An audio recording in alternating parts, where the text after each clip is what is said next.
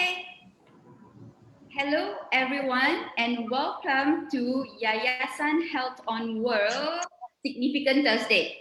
So, I'm so glad that all of you here today, and this is like the topic, because when we talk about mental health, it's like, okay, women only got problems, women need to do this, do that, and all other things targeting women. But today, we have two special speakers.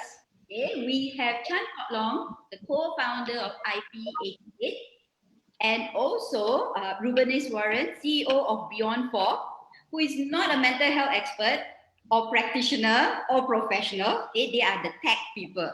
So, and they are here to talk about mental health. So it's just going to be a chill session.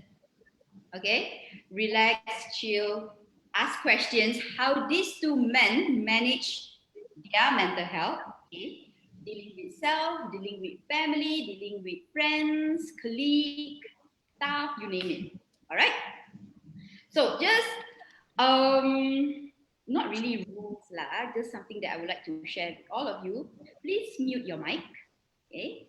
So if you have questions, there's a chat box. You can just write it there. If you think it's too personal and there's some trigger points that you need to see someone or text someone, you can do it, PM me or the team. All right. And feel free to leave the session if you think it's quite heavy or, you termakan chili lah. All right. And then don't ask too many personal questions, okay? Because we are the open platform. If you need, just text personally, all right? And most importantly, have fun, all right? Okay. So we have Chan. So I'm going to call him Chan. Yes. How are you?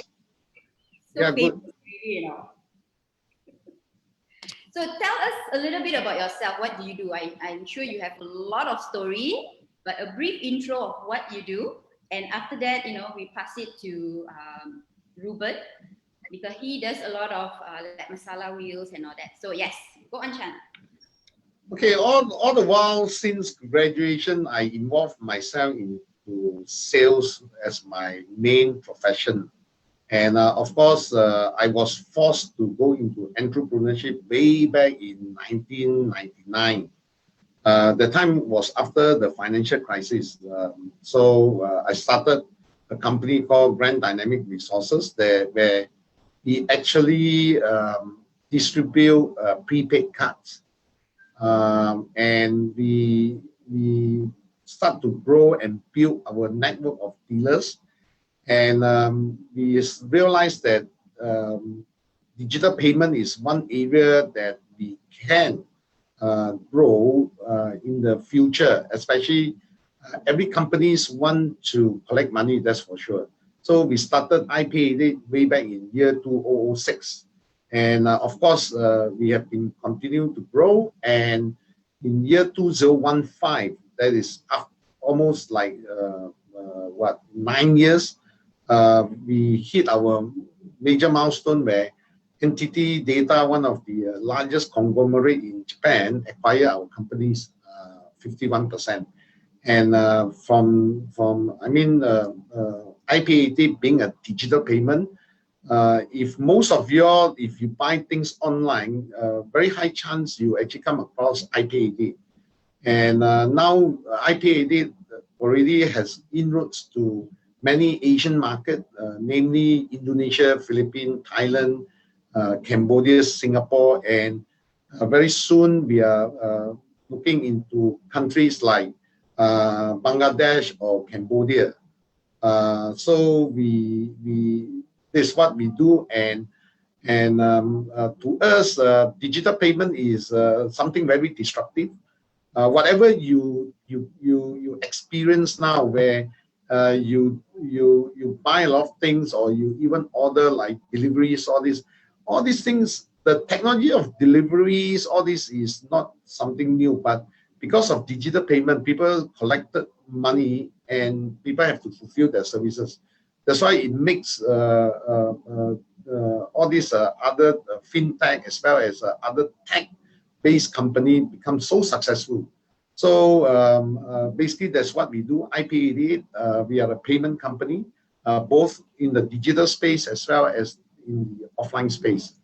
Thank you, Sangeeta. Thanks, Chan. Thanks. It's 2006, and I'm sure there's entrepreneurs here who like to know how do you manage mental health. That is the second story, that one later. Okay. So now we have Ruben here to share a little bit about yourself. For me, nothing much like you said. Basically, I was an engineering graduate. Couldn't get a job, unemployed for so long time. Became a salesman. After I became a salesman, became a salesman in a company. I was selling. Before that, I was selling books, how to speak English in the malls and going around and stuff. Selling all the stuff.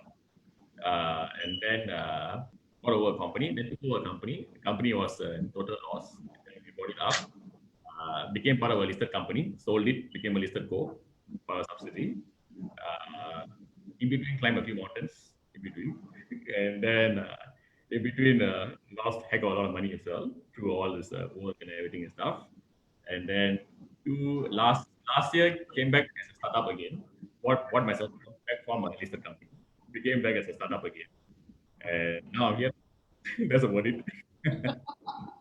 All right. This is a short intro. Okay.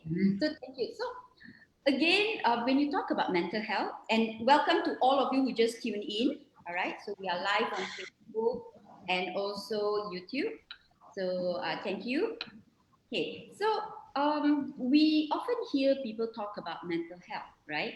Before this, no one have that understanding when we talk about mental health, and it's always relate. Mental health and women, they are co-related. If you look at it, we talk about it.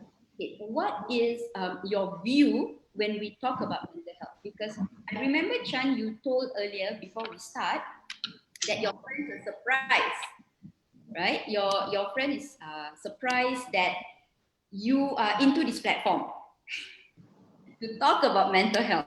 So can you share, your understanding and why are you in this platform to talk about mental health?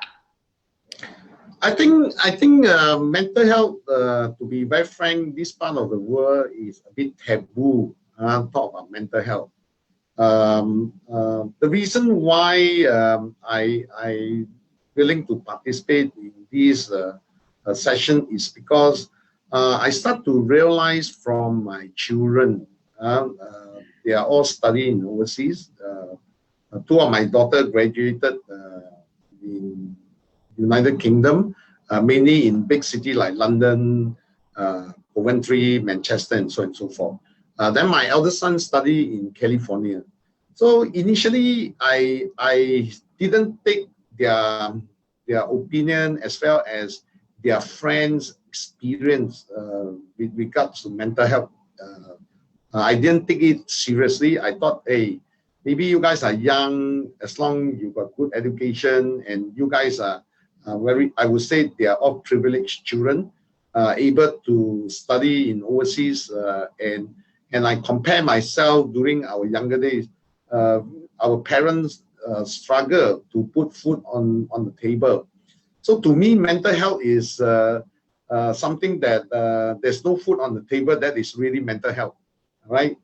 And to me, relationship or sometimes loneliness, sometimes even assignments where they are away from the family, all this contribute to the mental well-being of a person.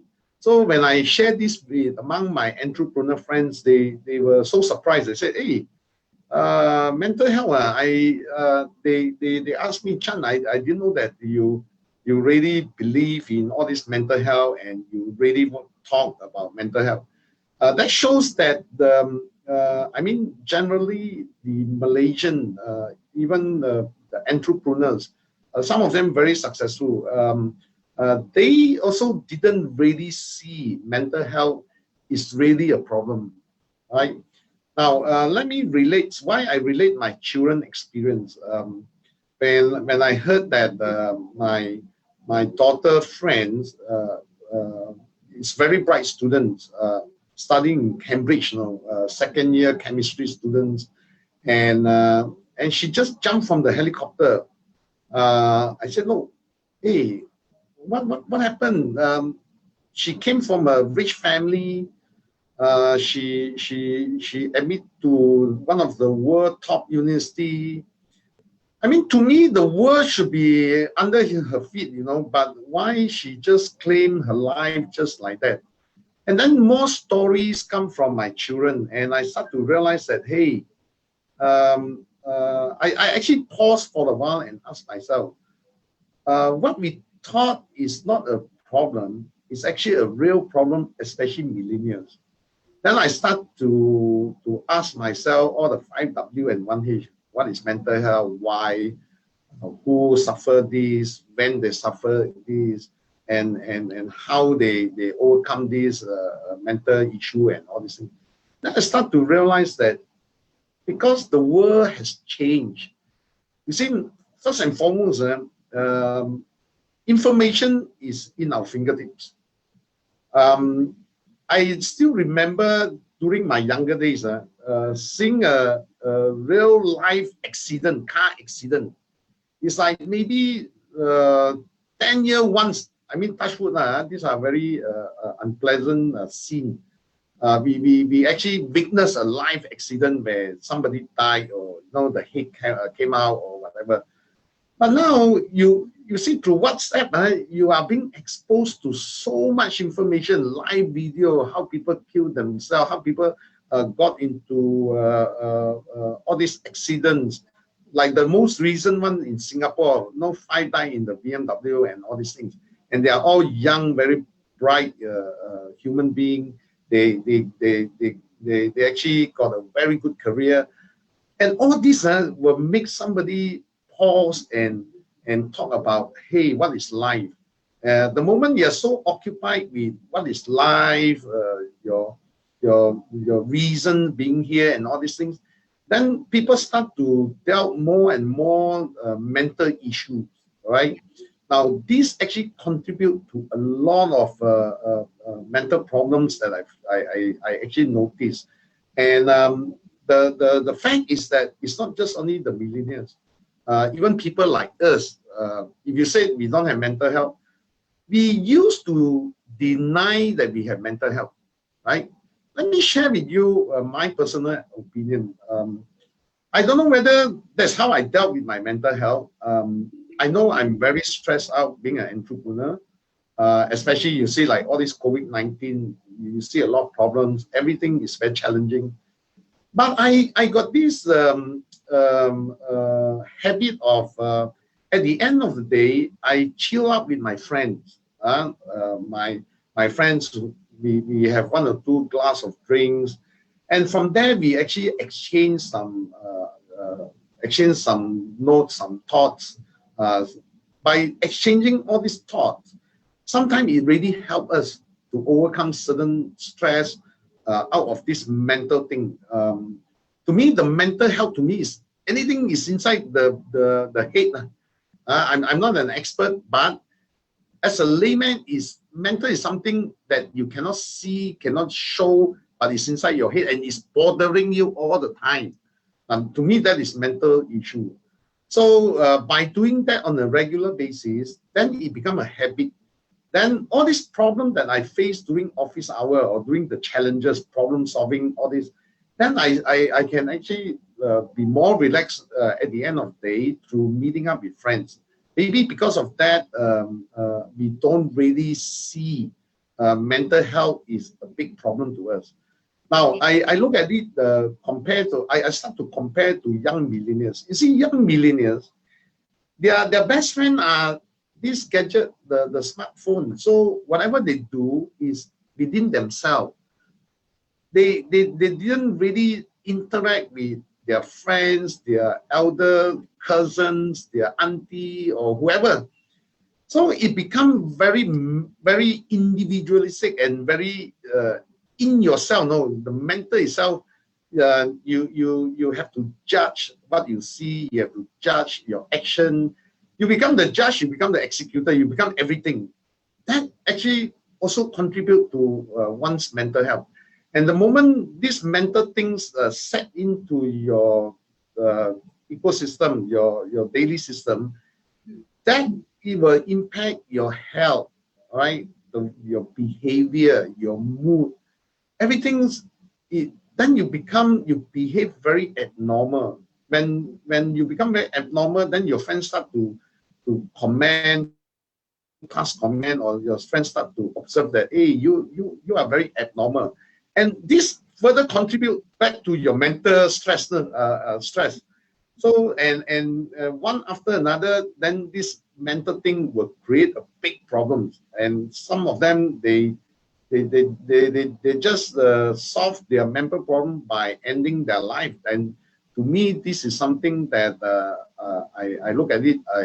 I was saddened by all this news that my children's friends, when they commit suicide or some take drugs, some engage into certain things that you never can imagine. Some people can just stay in the room without coming out for few days. So are they avoiding the issue? Are they like faking the mental health that they're facing? So I see that maybe people like us, we are more matured and be able to recognize our weakness. We also recognize what our strength. Maybe it's time for me to share, how I feel about mental health, so that we can create this kind of awareness, right? The objective is so that more people aware and acknowledge, that's very important, that mental health do exist. And trust me, mental health not just only by races, by gender, not just only women got more mental health just because every month they have some special thing, menstruation. Okay, that doesn't mean that it's mental health. Men, children, even grandparents, everybody, we face mental health. The only issue is do we acknowledge it and how we overcome this mental health. Okay. Right, Sangeeta? Question from the audience. How would you personally, how would you address women to reach out to men to talk about mental health? Okay, let me share with you. My kids, I got 4 kids. They are all millennials, teenagers, and because they are millennials, they are so their access to information is at their fingertips, right? So I have to accept that I cannot use the way my parents, the method of teaching me, I cannot use it. You see, those who are from Gen X at our age, I'm 55 years old now.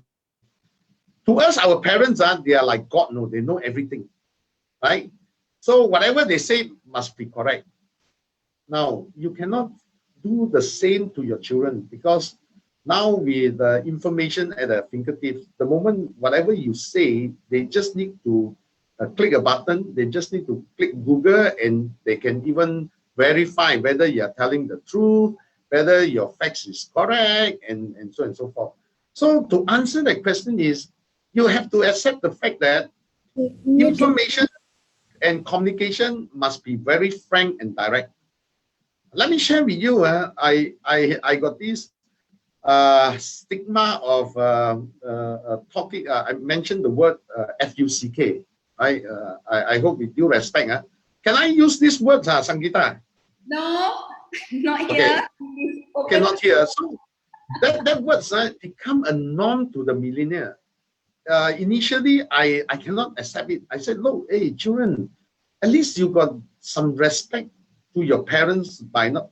But after knowing them more, one thing good about my kids, they are very mature in the sense that they come and talk to me. He said, Dad, you want us to be your friend or you want us to be your children? I said, hey, I want you to be my friend. Tell me everything.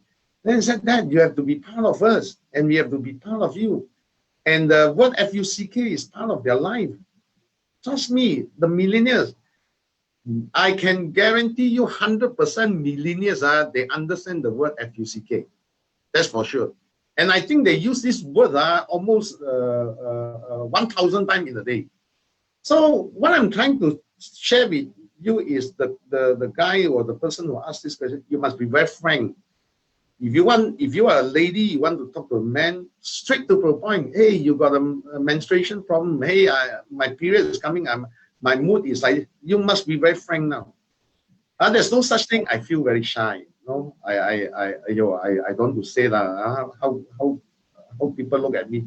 No more. You must tell them straight to the face. Hey, I got problem. Hey, Sangeeta, I got problem. I just need 5 minutes of your time. Okay. Just 5 minutes. And all I want is just lend me your ear. That's all.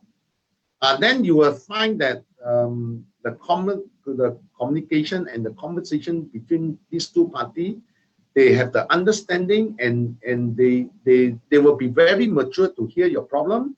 And sometimes the solution to your problem can come from men. Solution to ladies' problem, the best solution can come from men, and vice versa, right? And sometimes parents' problem, the solution can come from the children. So as long you are willing to open up your communication channel to be very transparent, to be very frank. You don't know, say don't know. You know, you say you know. And if you 50% know, you must qualify that. Okay, I don't really know this subject very well, but I got some experience or I got some idea. Then you will see that the communication will really open up. Okay, thanks, Chan. Thanks for that. Now we're gonna have Ruben here. Okay, a question by from Karishma. Do you think men want to talk about their struggles, but because of the stigma, it stops them? Because society, and we've been groomed from young, right? That boys don't cry, boys don't share, boys need to be strong, masculine. So, what do you think? I mean, it's prevalent actually in the Asian culture, I would say. I mean, we all grew up, I mean, most of our parents grew up and saying what you are saying, that boys don't cry, boys don't do this, boys need to be tough, need to be strong, the girls are the weaker one, the women are the weaker one. But I think there's a reverse role. Women need to be much more stronger than men these days on a few aspects as well. And what I'm trying to say here is mental health is something that I mean, it affects everybody. I mean, look at me. I am about what 15 years, 16 years younger than my taiko, with his son there. I'm in the millennial, maybe after the millennial age, coming over there and stuff. So I can relate to what he's trying to say on how his kids are growing up, how they are and how they see things and everything. And how we do is we deal with a lot of students. We deal with students from the age of 12 years old, 13 years old, all the way to adult ages where we train them, we educate them, we talk to them. And we see a lot of them, and we see a mental stress kind of thing in all aspects on what they go through in their daily lives, how they are, how they react. And sometimes it's always, you can't see it, but you can see it throughout over a period of time, how the behavior, how the mood changes, how they come to classes, how they react, how they cope with exam stress, how they take life. So those are the things that, if you ask me, mental health affects in that manner. And it doesn't build up immediately. It builds up slowly, actually. It's like a slow poison. It's like, you slowly take it a day and a day and a day. The person that, anyone who's like going like that person, friend committed suicide and all. It's not something that she had a stress the day before and she killed herself. She jumped over a cliff or something. It's something that happens over a period of time. Over a period of time, and then it happens to a point where you can't take it and it goes there.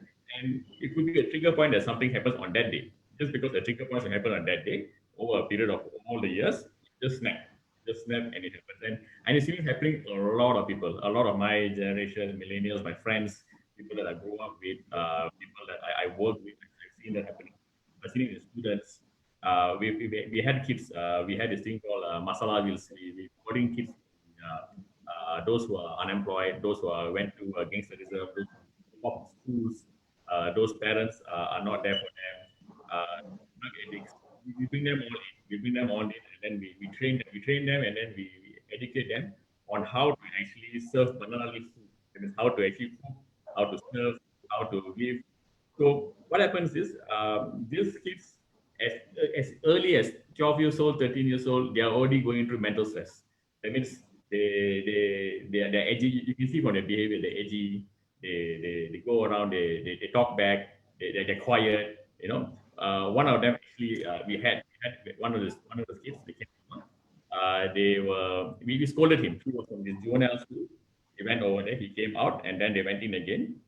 So we scolded him because he was not serving properly. That means he was rude to the customers, and he was not serving properly and everything. And he went through a lot of tough time during growing up. You see, so because we scolded him, he went back to the shop, went behind the shop. Then all happened. So the very next day, uh, we were serving food. We were serving the food and all. Then we were pouring the curry on the food. We were pouring the curry on the plate. The next thing you know, curry is dripping from underneath the plate, dripping. So we took out the plate and we saw at the back there are holes in the plates. There are holes. So we're wondering why are there holes in the plates. So we had, because we run this the social enterprise in there, so there are cameras everywhere. So we went and saw the back lane. He actually takes a plate. He takes a knife and he stabs the plate. So he's saying, because you scolded me, I was so angry, I wanted to take the knife and stab you. So that's how they divert. So they couldn't do it. He took the plate and he was stabbing the plate. So he was stabbing the plate. So this happened, and then we immediately got help, took them in, got someone to come on board, help, and he was only 15 years old, I guess, 14 years old, 15, 14 years old. It starts in that age where the person just snapped. Just because we scolded him, he snapped. Is it? So what I'm trying to say is it's something that we need to address. But to address it, there's many ways of it. I mean, there's a lot of ways educating them, telling them what's right, giving them a sense of purpose. Sense of purpose helps everyone overcome their mental stress. There's still a lot of people that go through stress in their life and they have a career path and they say, I'm an entrepreneur. Let's say I'm an entrepreneur. I need to achieve this much of revenue in the company, this much of PNL. COVID happened, I'm stressed up, I'm not seeing my numbers, I think so many numbers. How are you going to overcome it? You can overcome it by having not focusing on focusing on the purpose you can do. Purpose-driven missions, purpose-driven thinking helps you overcome mental stress. Okay, so what you're saying, Pardon? what you're saying is that have a purpose, have a mission, so that you work towards that, right? Yeah, have to work towards that instead of work towards something that you want for yourself. Is it? So another thing, we can relate, or there's research says that men normally, use that physical, that strength, if they want to get back to someone, if they are they feel angry, or they feel that they need to fight back, right? And this also comes back to again with the stigma that men don't need to talk about their mental health. Okay, and looking at it, I mean, there's a lot of women here and also men in this group. Where do you think it's the right thing to do, okay, when someone go through a mental health challenge, especially men, okay, that they need to use drugs, or they need to have they abuse in alcohol, or it comes to physical? What's your point, your opinion on that? I mean, for me, I always feel when if a man has a mental threat, it goes back to the normal traits, the normal trait of themselves. You always see that, man, if I have a mental stress, for me to overcome it, I got to drink. I got to go and do this. I got to go and beat somebody. I got to be aggressive. This is how I release my mental stress. I've seen it with all the kids. I've seen it with so many people as well. Mental stress in this way. And I would say that I might have that part as well. It's something that every man manages. Because when you have a mental stress, your aggressive nature trait of a person comes out as how you are as a person. That's your first case of showing it. So if these are the things that I guess it needs to be channeled in a manner that you don't have to resort to it. But when you channel your mental stress, always remember you got to channel it towards your purpose. Okay. So that is the thing. So we only have this much of time in life. Only it's X amount of time in life. Okay? There's so many things in life that you want to do. But if you're going to channel your mental stress from away from the negative things you're going to do, put it towards a goal, towards your purpose that you want to achieve. For example, if I want to do this in my life, I know this is my purpose of it. I'm feeling mental stress about it. Do a positive way to overcome it. Go for a hike, climb a mountain, do something. Okay, Uh, back to that. Because when we talk about mental health, right, we talk about mental, emotional, and physical. And there's a question from Aaron Yee. hmm. Do bad mental health make a person demotivated? So coming from the man perspective, okay, from the man point of view, what do you think? Does mental health make the person demotivated? Bad mental health makes a person demotivated. Of course, definitely. Because if when you are demotivated, you ended up not doing what the things that you want to do. I mean, basically, it's when you are demotivated. You ask me, this is when you're having some sort of mental health issues, either your family or your work or your life or yourself, or you didn't achieve the things that you want to have. So these are the things that happens every day in our life. I mean, we get up in the morning, we always hope that it's going to be the best day of our life. You know, there are times you get out in the morning and you hope you just want to go back to the bed again. You see? So you just don't want to get out and you just want to sit there as well. So it's a daily challenge, whether it's men, women, kids, elderly, everything is the same thing. But it's how you address the situation, how you address it, and how you move on faster and dwelling in it. So the idea is if you have a strong purpose in life, which is bigger than yourself, okay, which is bigger than yourself, you have to move towards that purpose. And while working towards the purpose, do activities like you said, the aggressive natures and whatever that man has naturally, try not to do something that can grow you in the Okay. purpose. Thanks. Okay, then we have some question from Joshua Yong. Okay, before that, Sangeeta, I want to share my view.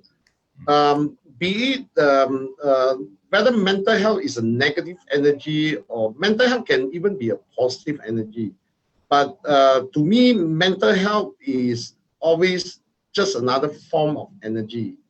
Now, this mental health energy is like a battery. It charges you, it stores the energy, the negative energy into you. So now the key is for you to how to distress or how to overcome this mental health is you just need to ask yourself, how are you going to let this inner energy, which is negative, most of them, to come out from your body system?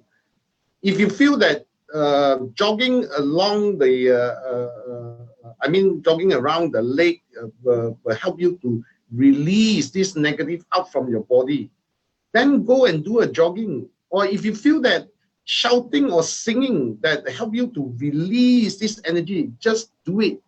Now, talking about negative mental health will actually demotivate you is, my point to you is, you know this is a negative mental and is demotivating you. The point is, how are you going to turn a very negative into a positive? How to, instead of demotivating you, you must motivate yourself. Now, how to do it? My experience being a person is to meet up with people, is to talk to people. Now, a lot of people didn't realize that when you communicate between human beings, no problem in this world if human being, they can communicate openly, they communicate sensibly, no questions or no problem cannot be solved.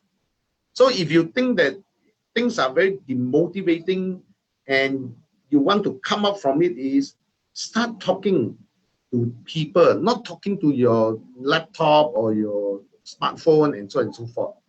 Now, another thing is, I saw one question is very interesting, is how to prevent mental health, mental stress. To me, why nowadays there are so many people facing this mental thing? The reason is expectation. You see, a lot of them, they expect instant success.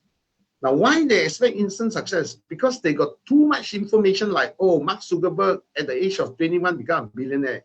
I want to be a multi-millionaire at the age 21. I think my request is a bit fair.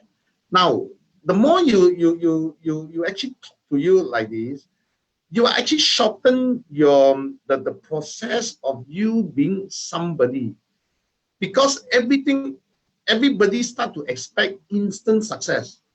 That's where it actually contributes to mental health. Now, trust me, to run 100 meter, if you take 1 hour to run, oh, it's very enjoyable. You just take your own sweet time, you hold your girlfriend hand, and you can enjoy the journey, and it takes 1 hour. But try to run the 100 meter less than 5 seconds. Oh, you will be very stressful, because no man ever did that, right? So the expectation. Now, I always tell my friend, even Maggie mee take 3 minutes. Instant noodle, already instant, take 3 minutes. You don't expect you want to eat instant noodle less than 30 seconds. That's where the problem all started. And another good question is, sorry, Ruben, I enjoy reading the. Yeah, I have another question for both of you, you know. Yeah. See, what if the reason are facing mental issue is because of people close to us, especially our parents? Now, let me share with you. I'm a parent. I'm a father of 4. You see, yes, being a parent, we have a lot of expectation on our children and so forth. All it takes is you must talk to your parents, request your parents to sit down and don't open their mouth, because parents, they are very impatient. Whatever they say, oh, you cannot do this, you cannot do this, you cannot do this. You must be a lawyer, you must be a doctor, you must be successful, you must make a lot of money. You say, look, Dad, Mom, just give me 10 minutes, let me talk, let me tell you why I don't want to be a doctor, why I want to be a photographer. You must share your passion. You must buy in, you must get the buy-in from your parents. You see, the moment they got the buy-in, then you must explain your path, why you choose this path. Let me share with you, my daughter graduated from UK in account and finance. And after 2 years plus with the investment banker, my daughter just talked to me and said, Dad, I have enough of all this corporate thing. My passion is photography. And she learned photography all by herself. And she's so good that she is one of the top 5 photographers rated by 2 newspapers. And she resigned, and she now pursue her photography full time. Now, initially, especially my wife, we felt that, hey, we spent so much money, we invested so much money sending you overseas, and you want to be a photographer and all these things. But after listening to her, and she insists we listen to her, and she actually tells us the path, being a successful photographer, what she can do and all that. And money is part of the journey. And she said, I'm very happy and I'm so passionate. That's why a lot of people now always say that don't teach your children how to be rich, teach them how to be happy. So after my daughter shared with me this, now my wife and myself, we are very open. I think at the end of the day, being a photographer, you still can make a lot of money. And at the same time, you enjoy your passion. So to answer that question, the key is talk to your parent. Demand, okay, Mom, Dad, give me 15 minutes if you need 15 minutes. And be prepared before you talk to them, because your parents, you cannot blame them. Your parents have high expectation on you. So all it takes is listen, get their 15 minutes, and you do your best sales pitch, convince them. And then you won't have this mental stress. The moment they accept it, they will encourage you. Like now, I encourage my daughter and those kind of things. So I hope that answer Jeremy, Aaron question. Okay, Sangeeta, back to you. Yes, Chan. Yes, I know you have a lot of interesting answer and sharing, because you coming from one point and then you go to another point and then you go like what you say lah. There's no box anymore. It's out, right? The information is out, and you know, it's out of the, I cannot say it's so out of the box, maybe somewhere out there, right? And it's how we take the learning and information and suit our own scenario or environment. Because end of the day, what you your experience with your kids from the man perspective compared to another father will be different. Maybe you're more willing to accept, you're more willing to listen and get information, whereby another man, they might not say, I'm going to listen to you. It's my rule, I'm still paying for everything, so you listen to me. So again, it's all up to audience. How do you view it? Yeah. So I have another interesting question, because we always say, when we ask men, how are you? Men always say, I'm okay. So this question comes from Samita, from her LinkedIn post. When men say okay, what does it mean? So Ruben, to you. I mean, generally they're okay lah. Generally they're okay. They might be thinking of something else, about a football game or and maybe they're upset that Liverpool lost the night before, something like that. So generally they're okay. But there are also times where when they say okay, and they always are okay when you ask them, they're okay. So you got to look at the behavior. It's not is it a one-off thing and they're okay, or is it they're always not saying it, or is it always they are reserved and they're always not talking? So it's a pattern. Like I mentioned before, a person develops mental health over time. It does not happen overnight. You see? So if this person has been saying okay, okay, and all the time being okay and quiet and everything about it, then I guess there is some sort of help that is needed, and someone should reach out to speak to the person and talk to him about it. So that should be the way of assessing. Yeah. There's another Okay, question. my view, Sangeeta. Okay, My view, only 30 my seconds. view, my view, if a man answer okay while he's in the midst of doing something, then okay is just to tell you get out. That means I give me my space, no. But if that man pause a while, look at you straight into your eyes for a few seconds, and he said okay, he really means okay. Okay. Right? So that's my view. Good. Okay. Another question from Kawe. Can friends affect your mental health? So Ruben first, then Chan. Okay, definitely. I mean, the people that you are with, the people that you talk to, the people you hang out with, especially your friends, actually. I see your family and friends, lah, I would say. The person that you spend the most time is affects the mental health or well-being of a person.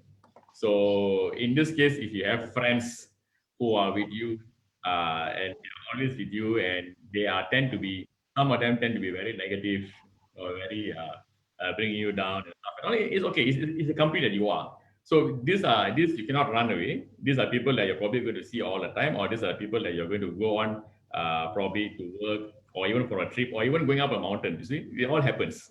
There will be people that will be there as a negative factor, and these are the ones that are going to affect you. So what do you do in this kind of situations?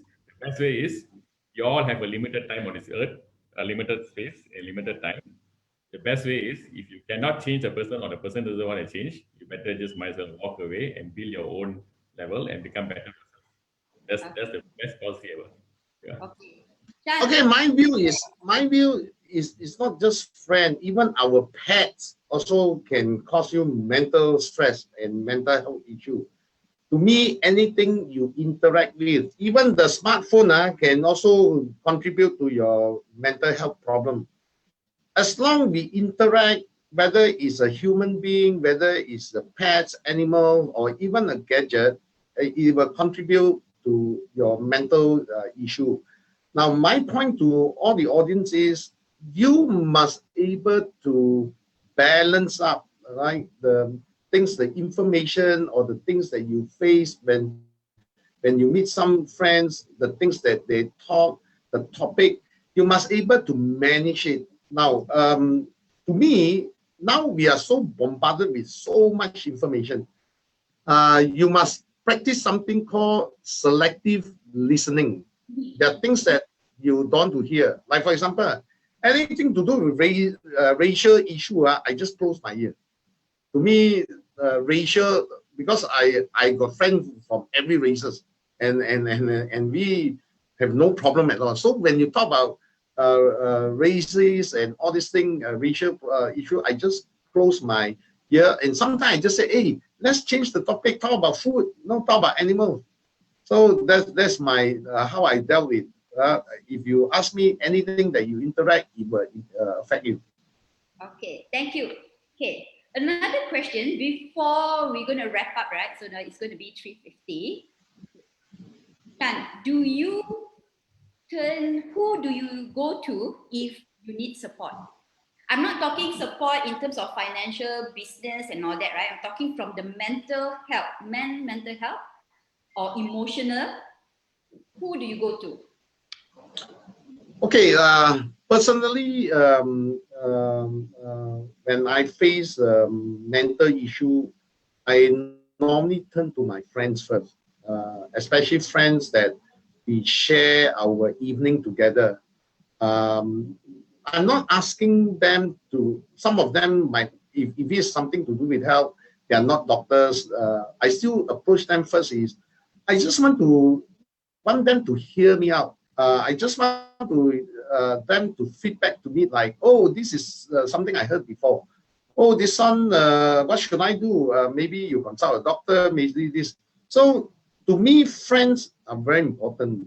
I think if you don't have friends, I am very sure you got more mental issues. I mean, with due respect, this is my personal opinion.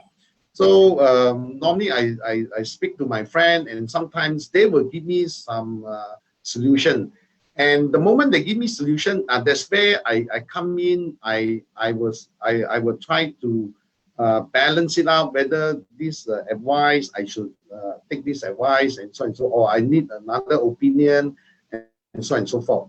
Now, if come to a very serious decision I have to make, whatever we discuss among friends, then your spouse are the one that very important, and you must get him or her to involve in the decision making. If you don't do that, then you got another mental health, even more serious mental problem. So at the end of the day, husband and wife or family, you must share this problem among your family, your husband and wife, and so that the family really understand, acknowledge you have this problem, and this is the consolidate. This is a collective decision that we're going to engage this method of solving this matter.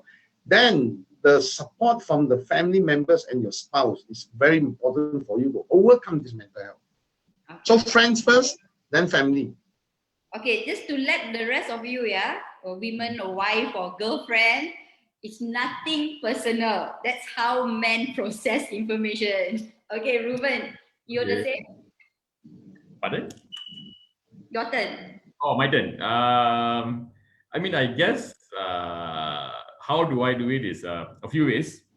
First is family. I mean, family is one, friends is one, but I also spend time with myself. Actually, I handle mental stuff on my own most of the time. So how I do it is, as I said, I probably go and spend time myself alone, go for a hike, go for a walk. I try to reorganize my thoughts during that. I have a way of getting out of a mental kind of a cycle if I am going through it. So that works in a way that it works for me. I mean, it works for everybody. It's a different way of doing things and stuff and all. But the main idea is you got to find something that works for you. Not everybody has the same way of addressing their mental stress. So this is how I do it. The time that I spend for myself, I wish I go through, and I give myself maximum 24 hours. I can't stay in this zone for more than 24 hours. This is my cutoff point. In 24 hours, if I don't come out with it, I'll beat myself out of it. So that is how we operate, and that's how we do it. So so what I feel is, you're right, families, friends, people around you that you can confide, you can talk to, you can go out drinking, you can go out partying, or you can someone you can talk as well, and even you can spend time with your pets, like your own pets as well, and so on. But the most important thing, the most important fix that you got to have is the self-talk, the one that you tell yourself, the one that you're going to spend your time. That's the one that's going to be the permanent fixture that you can work on yourself. So for me, is those are things that I do, and I tend to work more on being alone to get myself out of it. I mean, listening to both of you, right, sharing and explaining. Remember earlier at the beginning of the session, I said you guys are not mental health practitioner lah, expert and all that, right? Because you're not actually practicing it.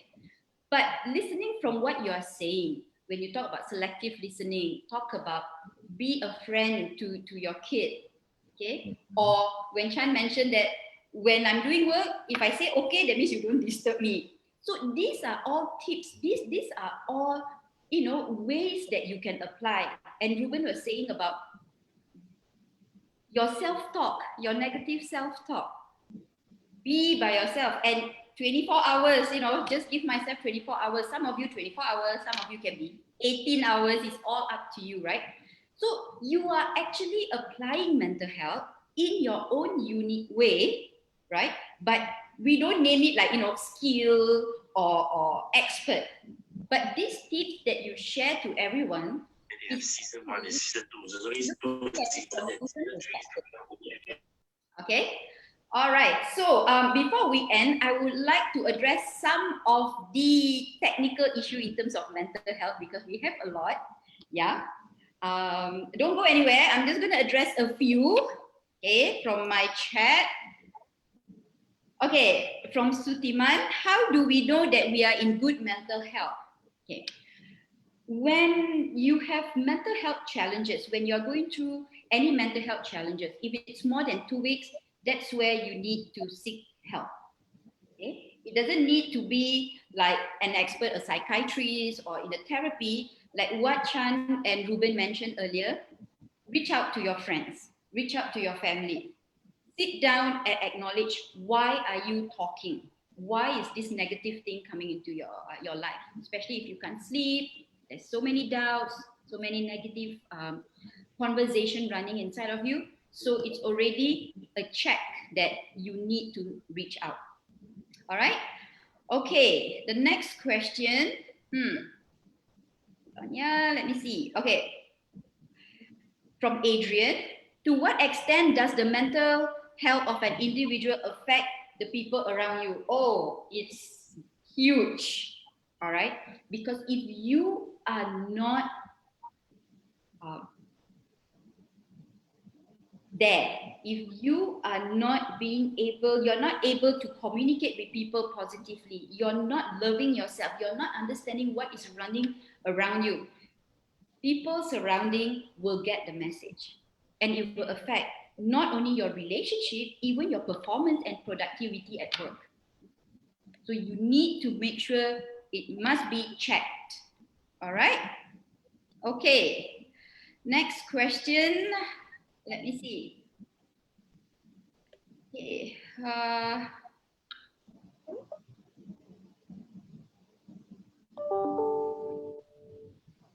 How can one link mental health with psychosocial risk? Okay.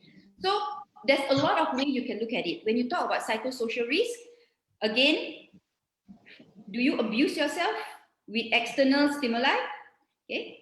Especially women, when there's obsessive shopping right now.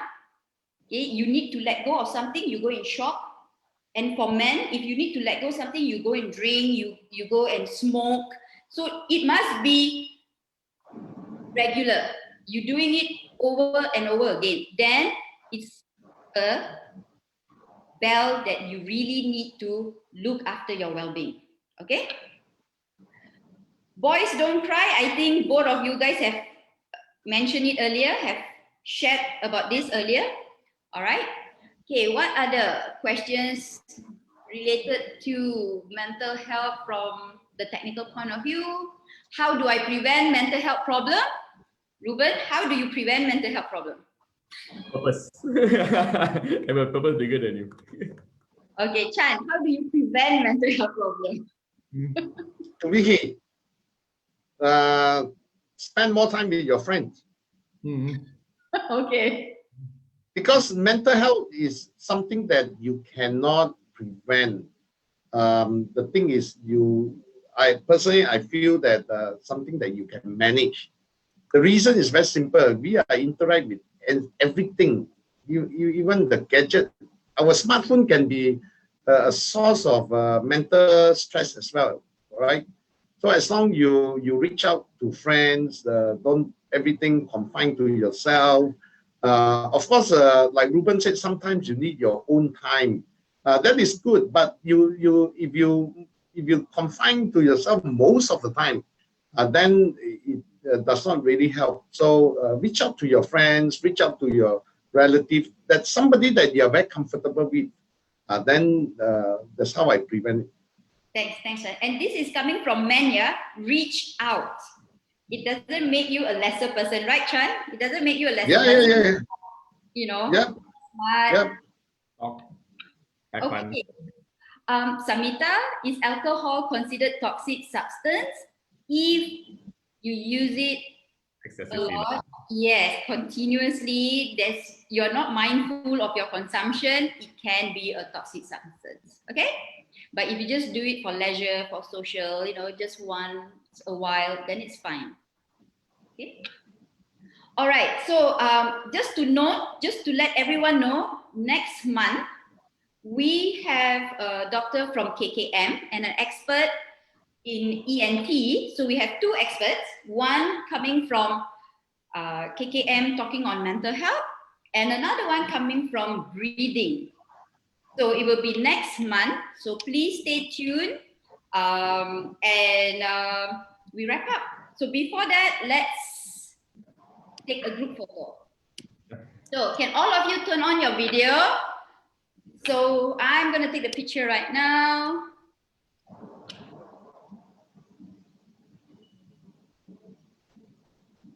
Yes. Let's turn on the video.